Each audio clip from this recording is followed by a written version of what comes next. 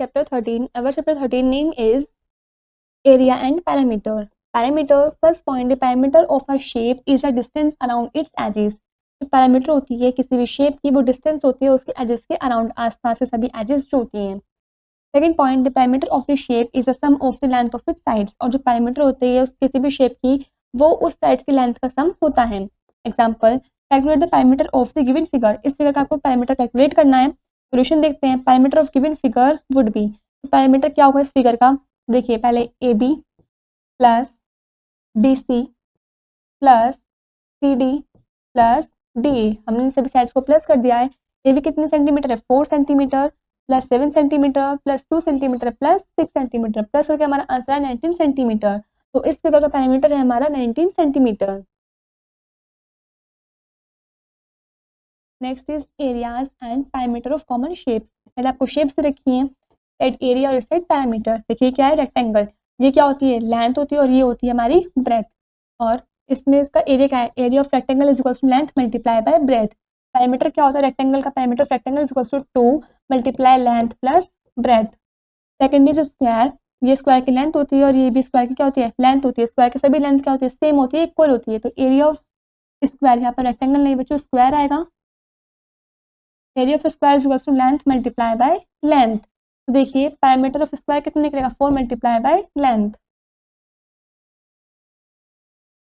Next is exercise 13.1. exercise 13.1 you have to do yourself. Perimeter of triangle, rectangle and square. Perimeter of triangle.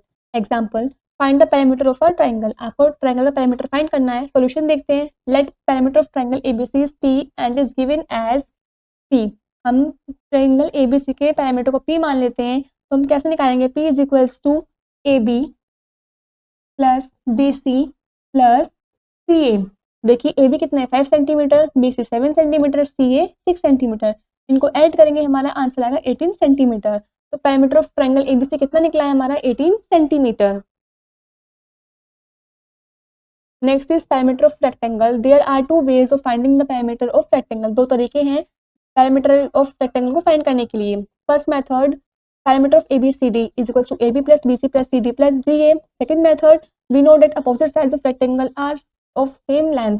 देखिए हम जानते हैं rectangle के opposite sides जो होती है वो सेम लेंथ ही होती हैं. तो the parameter of rectangle can be calculate as.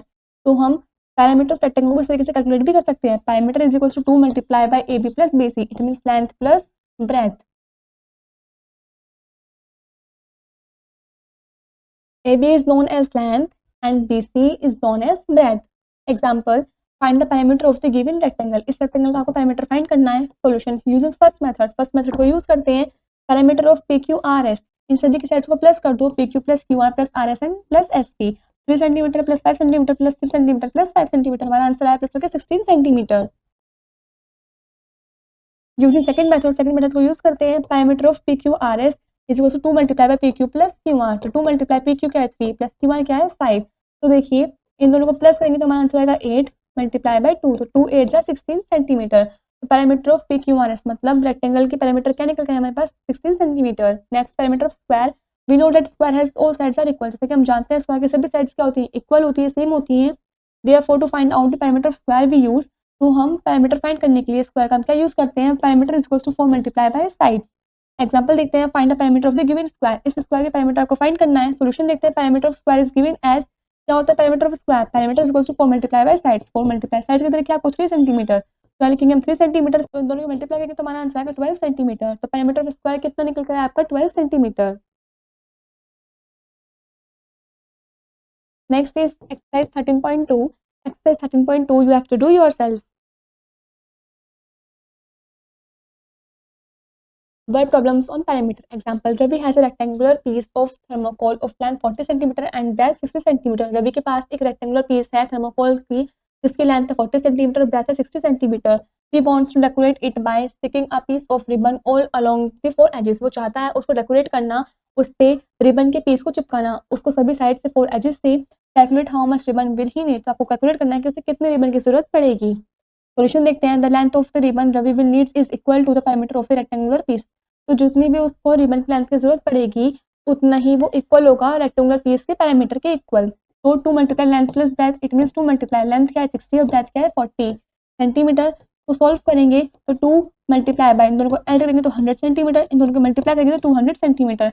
200 centimetre का मतलब होता है 2 मीटर, क्योंकि 1 सेंटीमीटर में कितने मीटर होते हैं 1/100 मीटर होते हैं।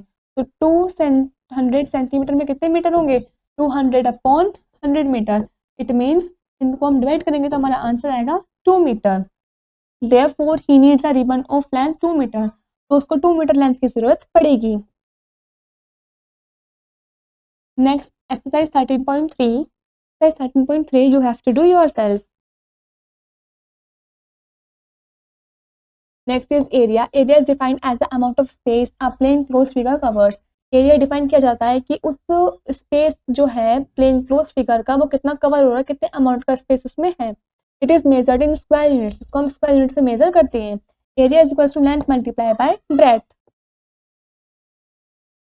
Unit of area, the standard unit of measuring area is the square of unit size. जो स्टैंडर्ड यूनिट होती है एरिया को मेजर करने की वो स्क्वायर होती है यूनिट साइज की। फर्स्ट इज स्क्वायर सेंटीमीटर, और square centimetre is the area of a square of side 1 centimetre. जो स्क्वायर सेंटीमीटर है वो एरिया ऑफ स्क्वायर किसका होता है 1 सेंटीमीटर के साइड का। It has an area of 1 square centimetre, इसमें कितना एरिया है 1 सेंटीमीटर स्क्वायर का एरिया है। Second is a smaller unit of area is a square of side 1 mm, it has an area of 1 square mm। जो smaller unit होती है area of square की जिसकी साइड 1 mm होती है तो उसका जो एरिया होगा वो 1 स्क्वायर mm का होगा। Next is we write square size using a small square next to the unit। हम इसको इस तरीके से भी लिख सकते हैं। we write mm square, centimeter square, meter square and kilometer square। example, find the area of the square having side 3 centimeter। आपको एरिया फाइंड करना है स्क्वायर का जिसके साइड कितने दे रखी है आपको 3 सेंटीमीटर दे रखी है। सोल्यूशन देखते हैं। The area of the given square is given as, area क्या होता है स्क्वायर का, एरिया क्या होता है स्क्वायर का लेंथ मल्टीप्लाई बाय लेंथ। बच्चों यहाँ ब्रेथ नहीं आएगा लेंथ आएगा। ठीक है, आपने पिछले पेपर में पढ़ा था एरिया ऑफ स्क्वायर होता है लेंथ इंटू लेंथ। लेंथ कितने तरीके 3 सेंटीमीटर, तो 3 centimetre multiply by 3 centimetre is equal to 9 centimetre square. It means 9 square centimetre. Square centimetres और सेंटीमीटर स्क्वायर कुछ भी बोल दो, स्क्वायर सेंटीमीटर्स बोल दो या फिर सेंटीमीटर्स स्क्वायर बोल दो, is equal to 9 centimetre square. इसको हम इस तरीके से लिख सकते हैं। Area by counting the unit squares, we know that a square has all sides are equal. जैसे कि हम जानते हैं स्क्वायर की सभी साइड्स क्या होती हैं इक्वल होती हैं। First point, the area of a shape is a number that tells how many squares units are needed to cover the shape. जो एरिया होता है शेप का इस वो नंबर जो होते हैं वो हमें बताते हैं हमें कितने स्क्वायर यूनिट की जरूरत है उस शेप को कवर करने के लिए, ढकने के लिए। Next point, you can find an area by drawing a shape on graph paper. आप फाइंड कर सकते हो एरिया किसी भी ग्राफ पेपर पर उस शेप को ड्रॉ करके and counting the squares inside the shape, और उस शेप के अंदर कितने स्क्वायर्स उनको काउंट करके। Example of graph shape, graph shape के एग्जांपल से एग्जांपल देखते हैं। Find the area of a rectangle having length is equal to 7 centimetre and depth is equal to 3 centimetre by counting the unit squares. आपको area of rectangle find करना है जिसकी length आपको 7 centimetre दे रखी है और ब्रेथ 3 सेंटीमीटर दे रखी है। आपको यूनिट स्क्वायर को काउंट करने के द्वारा उसको फाइंड करना है। सोल्यूशन देखते हैं। Draw the shape of rectangle in the graph as shown. जैसे कि नीचे आपको ग्राफ शो कर रखा है इस तरीके से आपको ये ड्रॉ करना है। In the given figure the area will be the total number of squares in the rectangle. इस गिवन फिगर में टोटल नंबर ऑफ स्क्वायर्स जो है वो रेक्टेंगल के आपको शो कर रखे दे रखे हैं। By observing the figures, figure को ऑब्जर्व करने के बाद it has 2 squares and side of each square is 1 centimetre. इसमें 2 स्क्वायर हैं और हर एक साइड मतलब जो स्क्वायर की साइड दे रखी है वो 1 सेंटीमीटर दे रखी है। वी नो दैट, जैसे कि हम जानते हैं area of each square is 1 centimetre square. जैसे कि हम जानते हैं एक स्क्वायर का जो एरिया होता है वो 1 सेंटीमीटर स्क्वायर होता है। Therefore the area of rectangle, तो एरिया ऑफ रेक्टेंगल कितना होगा 21 square multiply by 1 square centimetre.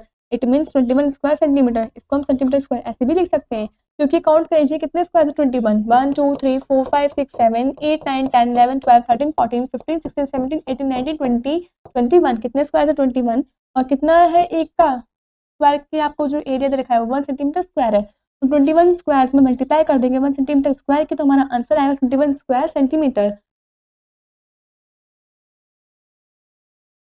Next is exercise 13.4। Exercise 13.4 you have to do yourself. This is where the chapter is complete.